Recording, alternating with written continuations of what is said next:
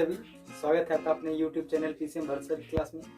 देखिए दोस्तों, आज आपको पढ़ाया जाएगा जो ये 9th 10th और 9th और 11th वालों के लिए टॉपिक है और बहुत ही इंपॉर्टेंट है। आपको बता दें एसएससी रेलवे तक, एयरफोर्स तक के एग्जामों में और जो नेवी के एग्जाम में और भी बहुत से ऐसे एग्जाम में एक टॉपिक पूछी जाती है।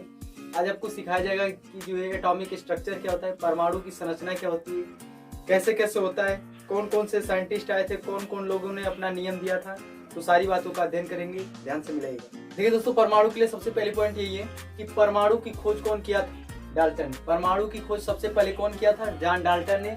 परमाणु की खोज सबसे पहले कौन किया? John Dalton. दूसरी पॉइंट, परमाणु की आकार कैसे है? गोल।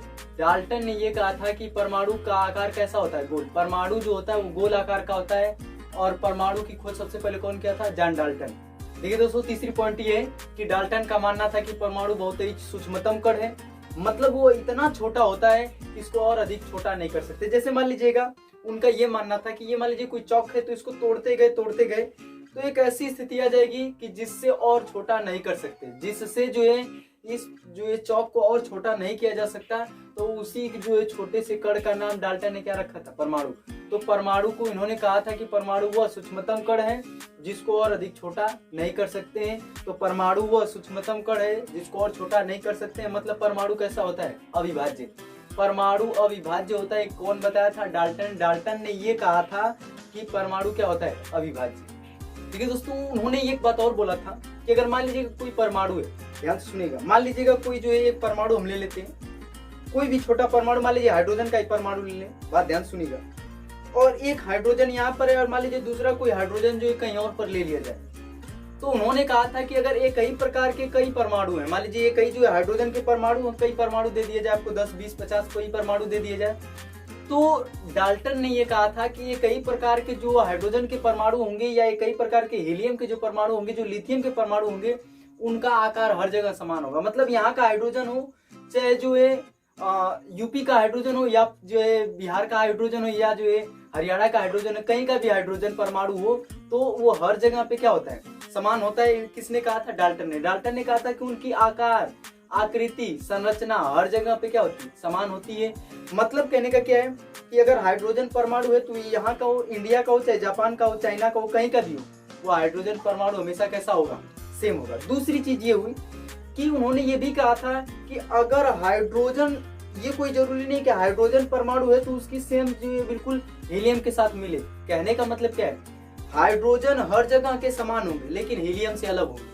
हाइड्रोजन परमाणु जो होगा वो हर जगह सेम होगा, हर जगह का हाइड्रोजन परमाणु बिल्कुल सेम होगा, लेकिन हीलियम से क्या होगा? अलग होगा। लिथियम से क्या होगा? अलग होगा। बेरिलियम से क्या होगा? अलग।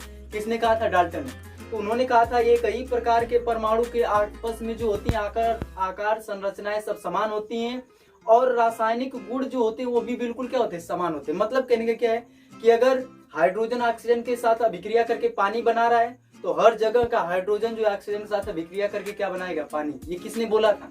डाल्टन ने।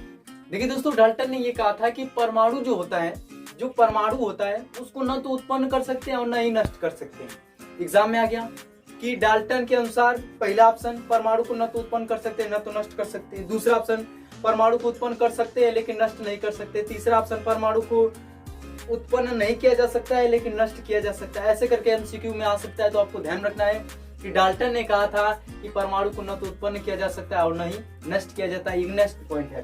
देखिए दोस्तों, एटॉमिक स्ट्रक्चर में अगली पॉइंट ये आपकी कि डाल्टन ने ये कहा था कि अगर मान लीजिए कोई परमाणु है तो छोटे छोटे परमाणुओं को मिलाने से अणु या यौगिक बनते हैं। दो या दो से अधिक परमाणुओं को आपस में मिला देंगे तो किसका निर्माण हो जाता है? यौगिक का। ये आपकी अगली पॉइंट है। यौगिक कौन बनाता है? अणु। परमाणु को मिलाने से परमाणु प्लस परमाणु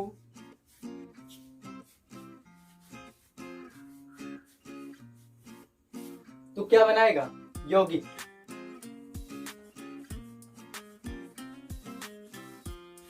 देखिए दोस्तों, एक बार फिर से रिवीजन कर लेते हैं। परमाणु की खोज सबसे पहले कौन किया था? जॉन डाल्टन ने। दूसरी पॉइंट हमने आपको बताई कि परमाणु कैसा होता है? अविभाज्य होता है। ये भी कौन कहा था? जॉन डाल्टन ने। जॉन डाल्टन ने ये कहा था कि परमाणु जो होता है वो सूक्ष्मतम कण है जिसको और छोटा नहीं किया जा सकता। डाल्टन ने यह भी कहा था कि ये कई प्रकार के परमाणु अनेक हों तो उनका जो है आकार, संरचना एवं जो है रासायनिक गुण हमेशा क्या होता है? समान होता है। लेकिन एक परमाणु दूसरे परमाणु, अगर मान लीजिए दो भिन्न भिन्न परमाणु हैं तो वो एक दूसरे से बिल्कुल क्या होते हैं, अलग होते हैं। रासायनिक गुण भी उनके क्या होते हैं, अलग होते हैं। अगली पॉइंट जो है डाल्टन ने ये कहा था कि परमाणु जो होता है, परमाणु जो है अगर छोटे छोटे परमाणुओं को आप आपस में मिला देते हैं तो किसका निर्माण हो जाता है, यौगिक का या तो अणु का।